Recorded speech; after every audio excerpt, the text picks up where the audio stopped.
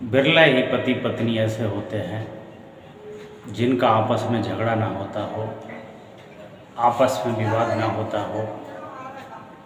आपस में झगड़ा ना होना, विवाद ना होना पति पत्नी के लिए इससे बड़ा कोई सुख नहीं है, इससे बड़ा कोई शुभ नहीं है। प्रत्येक पति पत्नी को भगवान शिव और पार्वती से सीखना चाहिए कि किस प्रकार वो एक दूसरे का समर्पण करते थे और किस प्रकार से वह एक दूसरे के प्रति अधीन रहते थे, नतमस्तक रहते थे। तभी उनका परिवार और उनका दाम्पत्य जीवन इतना सुंदर था, इतना सुशील था। हर एक व्यक्ति को उनके चरित्र से, उनके रहन सहन से, उनके आचरण से सीख लेनी चाहिए। शिव और पार्वती जहाँ जाते थे दोनों एक साथ जाते थे और जब भी बातचीत करते थे, कोई सलाह करते थे तो दोनों एक दूसरे के साथ बैठकर प्रेम से करते थे। भगवान शिव अपनी पत्नी को हमेशा देवी कह के संबोधित करते थे और देवी पार्वती अपने पति को हमेशा देवादि महादेव कह के बुलाती थी। ऐसा उनका प्रेम था। इसी प्रेम की वजह से देवों में सबसे बड़े देव महादेव कहे गए हैं। इसीलिए उनको हर कोई महादेव कहता है। हर एक स्त्री को चाहिए कि वो घर से बाहर रिश्तेदारी में जाए, किसी अनुष्ठान में जाए तो एक बार पति धर्म का पालन करते हुए पति की आज्ञा अवश्य ले। पति की आज्ञा के विरुद्ध जो स्त्री जाती है उसको जीवन में बहुत दुख मिलता है। देवी पार्वती भगवान शिव की इच्छा के विरुद्ध अपने मायके को जाती हैं। भगवान शिव समझाते हैं कि वहाँ मत जाओ, परंतु त्रियाहट और वालहट और राजहट, इन तीनों हटों के आगे सब कुछ फेल होता है और पार्वती अपनी जिद करके अपने मायके जाती हैं और इसका परिणाम होता है कि देवी पार्वती को अपनी जान गंवानी पड़ती है। अग्निकुंड में अपनी आहुति दे देती हैं और भस्म हो जाती हैं, क्योंकि उनके वहाँ भगवान शिव की आलोचना होती है। अब वो पति की आलोचना बर्दाश्त नहीं करती हैं और अग्निकुंड में जाकर के अपने को आत्मदाह कर लेती हैं, अपने प्राण दे देती हैं।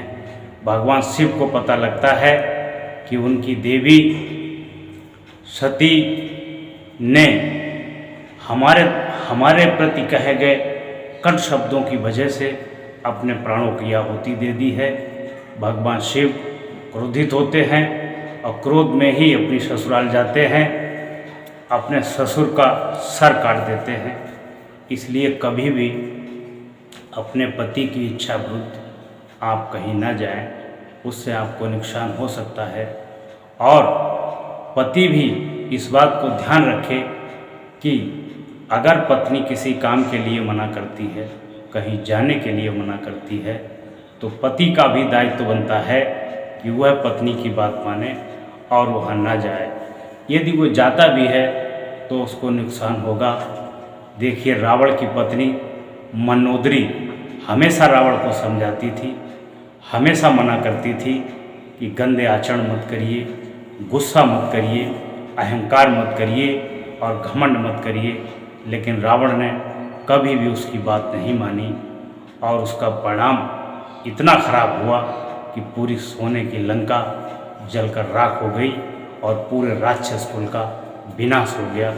इसलिए जितना पति को ज्ञान होता है उतना ही पत्नी को भी ज्ञान होता है। जितना हक पति का होता है उतना हक पत्नी का भी होता है। दोनों एक दूसरे के समर्पण में रहेंगे तभी जीवन में मधुरता आएगी, रिश्तों में मधुरता आएगी और जीवन ठीक ठाक से चल पाएगा। जिनके घरों में नित्य इष्ट देव की, कुलदेव की पूजा होती है और साफ सुथरा होकर के भोजन बनता है, नाश्ता बनता है, सभी लोग बैठ कर के एकत्रित होकर के प्रेम से खाते हैं और आपस की चर्चा करते हुए ठहाका मार के हंसते हैं। उनके घर में सदैव सुख और प्रसन्न और यश व कीर्ति की प्राप्ति होती है। और जिसके घर के स्त्री व पुरुष धर्म से जुड़े होते हैं, उनके संस्कार अच्छे होते हैं, उनकी आदतें अच्छी होती हैं, उनका आचरण अच्छा होता है, उनका चाल चलन अच्छा होता है, उनका बर्ताव और व्यवहार अच्छा होता है, उनके घर में विसंगति होने की संभावना बहुत कम हो जाती है। अगर उनके घर में विसंगति होती है तो कोई पास पड़ोसी की वजह से किसी का गलत साथ करने से हो सकती है। सावधानी हटी, दुर्घटना घटी। जिस घर में भक्ति भजन नहीं होता है, जिस घर का खान पान शुद्ध नहीं होता है, उस घर के लोग नशा ज़्यादा करते हैं, उस घर के लोग फैशन ज़्यादा करते हैं और फैशन करने से व्यसन का जन्म होता है।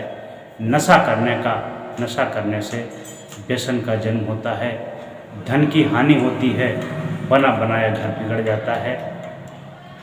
इसलिए हर एक स्त्री पुरुष को धर्म में जुड़ना चाहिए। धर्म में जुड़ने से नियम संयम, सहनशीलता, अच्छे अच्छे गुणों का विकास होता है। और जो धर्म में नहीं जुड़ते हैं, सत्संग में नहीं जाते हैं, प्रवचन नहीं करते हैं, प्रवचन को सुनते भी नहीं हैं, उनका घर बिगड़ जाता है। उनके घर की महिलाएं फैशन करती हैं, ऐसे ऐसे कपड़े पहनती हैं जिनको देखते हुए लोगों को लज्जा आती है और वह भी इतनी लज्जावान होती हैं कि उनका देखना भी दुष्कर हो जाता है। ऐसे में उनका इधर उधर का घूमना, नशा व्यसन करना परिवार में सुख शांति को नष्ट करता है। पत्नी कहीं दूसरी जगह सेट हो रही है, पति कहीं दूसरी जगह सेट हो रहा है और एक दूसरे में कलह कलेश पैदा हो रहा है। घर में रात रात बेडरूम में झगड़ा होता है, कोई बेड पर पड़ा है तो कोई फर्श पर पड़ा है। पूरी पूरी रात रो रो कर कटती है और कटने के बाद सुबह होते ही समाज की वजह से शर्म से आंसू पोंछ लेते हैं। कहते हैं बाहर वालों को ना पता चले। अरे ज़िंदगी को नरक बना दिया है। अच्छे अच्छे गुण पैदा करिए, अच्छे अच्छे संस्कार पैदा करिए। आपके घर में, आपके परिवार में, आपके पड़ोस में आपका गुरु, आपका कोई पारिवारिक सदस्य ऐसा होना चाहिए जो बुद्धिमान हो, विवेकवान हो और उसकी बात हर कोई मानता हो और उसकी बात आखिरी बात होती हो। अगर वो समझाए तो उसकी बात भी सुननी चाहिए और उसकी बात भी माननी चाहिए। लेकिन ऐसे दुराचारी और मूर्ख लोगों को कोई समझा भी नहीं सकता है, क्योंकि जितना एक नालायक को समझाओगे उतना नालायक बिगड़ेगा और क्या कह देगा, हमें मत सुनाओ, हम किसकी नहीं जानते हैं, हम किसको नहीं जानते हैं, मेरे आगे बात करे कौन साफ सुथरा है और कौन दूध का धुला हुआ है। मैं सबके बारे में जानती हूँ, सबके बारे में जानता हूँ। इस तरह की मूर्खता करने वाला व्यक्ति जीवन में कभी सुख शांति प्राप्त नहीं कर सकता है। निरंतर व्यभिचार, अनाचार, दुराचार के गड्ढों में गिरता जाता है और अपने जीवन की गहरी खाई में गिरता है, अपना जीवन समाप्त कर लेता है, अपना चरित्र समाप्त कर लेता है, अपना अस्तित्व समाप्त कर लेता है।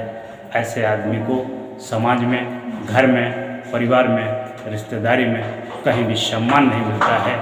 वह बिल्कुल अकेला हो जाता है और अकेले ही कुंठित रहता है, परेशान रहता है।